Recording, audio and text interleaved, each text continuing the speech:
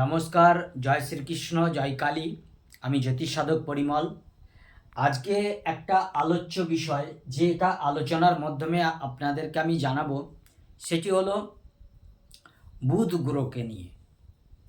আমি অনেক গ্রহকে নিয়েই বলেছি, পরপর বলবো সব, কিন্তু বুধ আমাদের এমন একটা গ্রহ, যে গ্রহটি বালক গ্রহ। আমাদের শরীরে যে পারদ, সেই পারদকে কন্ট্রোল করে এই বুধ। আমাদের ষটচক্র কি? ইরা, পিঙ্গলা, সুশর্মা। আমাদের এই যে মেরুদণ্ড আছে, এই মেরুদণ্ডর মধ্যে ষটচক্র। এই ষটচক্রকে কন্ট্রোল করে রবি। রবি গ্রহ যদি ডিস্টার্ব করে, তাহলে মেরুদণ্ডের ডিস্টার্ব হয়ে যাবে।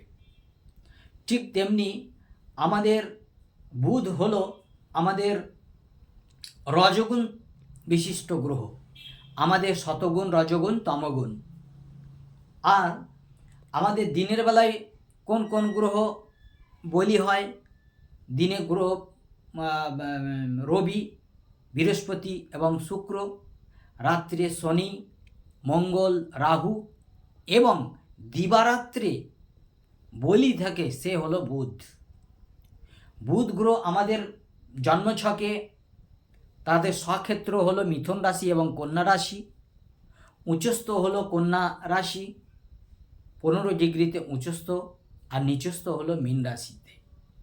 আর বুধের মূল ত্রিকোণ, যেখানে ভীষণ পাওয়ার, সেই পাওয়ার নেয় কন্যা রাশিতে 16 থেকে 20 ডিগ্রির মধ্যে। যাই হোক, আমি অনেক জ্যোতিষকে দেখেছি যে তারা চন্দ্র এবং বুধের প্রতিকার দিয়ে থাকেন একসঙ্গে। আমি ছোট শিশু সন্তান হিসেবে বা ছোট শিষ্য হিসেবে আমি বলছি, আপনারা যে কোনো একটি গ্রহকে গার্ড দেবেন, হয় চন্দ্রকে নয় বুধকে। তাহলে বুধকে গার্ড দেওয়াই ভালো। বুধকে গার্ড দেওয়া, কিন্তু গার্ড দিলে চঞ্চলতা, অস্থিরতা, বধিরতা সমস্ত কিছু কমে যায়। আমাদের সপ্তমভাবে, আমাদের জন্মচক্রে সপ্তমভাবে বুধ যদি একলা বসে থাকে শুভ ফল দেবে। আর বুধ যদি অন্য শুভ গ্রহ বা পাপ গ্রহের সঙ্গে থাকে, তাহলে সে পাপস্থ বা ফল দেবে। বুধ আপনার শূদ্রবর্ণের, এর কারকতা হলো বুদ্ধি, শিল্পী, গণিত ইত্যাদি ইত্যাদি। আর বুধ গ্রহকে আমি এই জন্যই বলছি যে বুধের প্রতিটি ছেলে মেয়েকে যদি বুধকে গার্ড দিয়ে থাকেন, বা প্রতিটি ব্যক্তি যদি বুধকে গার্ড দিয়ে থাকেন, তাহলে কিন্তু মানে শরীরে যদি কাজ নাও করে, তাহলে কিন্তু অকাজও করবে না। কারণ শরীরের প্রত্যেক অঙ্গে বুধ কিন্তু ক্ষমতা প্রদান করে থাকে। বুধ শূদ্রবর্ণের হয়,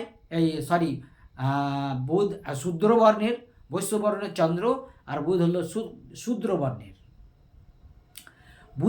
বুধ আমাদের জন্মছকে চতুর্থ এবং দশমে কারক, আর লগ্নে কিন্তু দিকবল, আর অতি বিশিষ্ট কারক হলো একাদশ হাউসে। ওই জন্য জন্মছক দেখার আগে আমাদের কি দেখতে হয়? ভাবপতি আর ভাব কারক, এই তিনটেকে কিন্তু দেখতে হয়।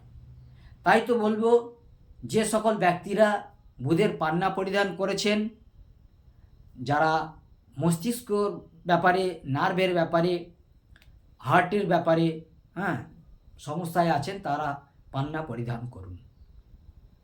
যাই হোক, আজ এই বুধ সম্বন্ধে ছোট্ট ভিডিওর মাধ্যমে আমি আপনাদেরকে জানালাম। বুধের কারকত্ব দেখতে গেলে অনেক বড় হয়, অনেক কিছু বলা যায়, কিন্তু বলা সম্ভব নয়। ছোট ভিডিও রাখাই ভালো। ভালো থাকবেন। জয় গুরু, নমস্কার।